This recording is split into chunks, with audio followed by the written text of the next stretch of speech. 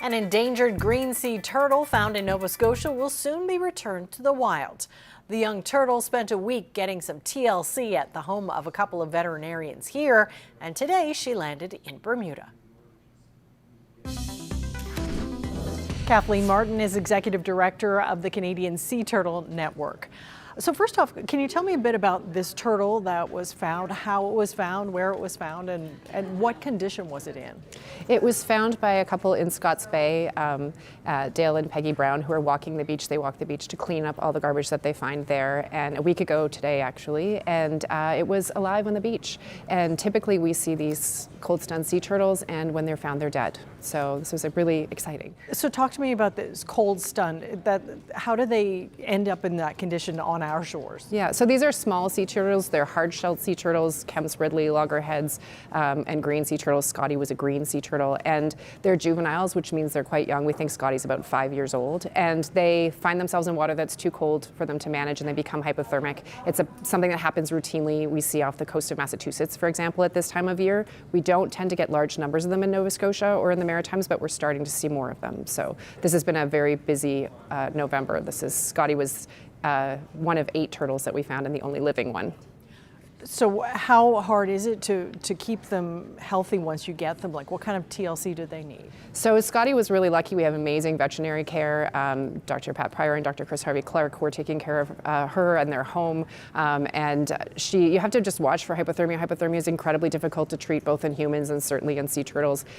This turtle was in pretty reasonable condition when we found it. It was still very, very cold at an internal, its internal temperature was cold and it was lethargic. I don't think it would have lasted very long, but managed to rehab really nicely and was sent down to Bermuda.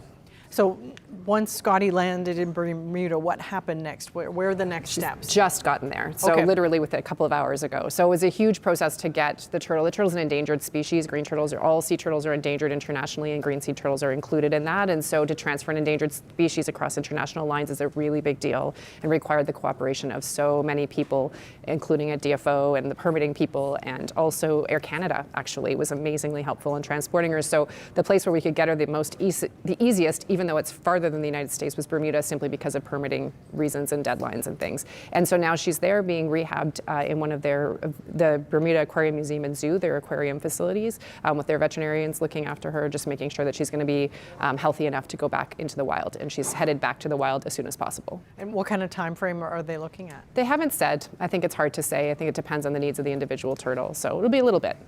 So with the help of citizens, you're finding these turtles. Should people be on the lookout for them, or is it very common? Yeah, no, I really would love people to be on the lookout for them throughout the Maritimes.